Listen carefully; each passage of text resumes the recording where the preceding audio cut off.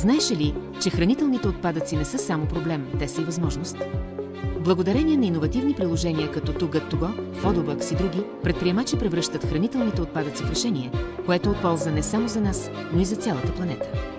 Ето как работи. Бизнеси с излишна храна я продават на намалени цени, вместо да изхвърлят, а приложенията свързват нас, потребителите, директно с тези оферти. Всички печелим.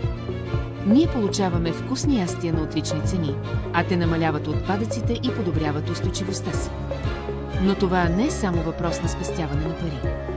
Всеки път, когато спасим храна, помагаме да се намали екологичният отпечатък от хранителното производство, а това е от огромно значение. Всяка година в Европа се изхвърлят около 88 милиона тона храна.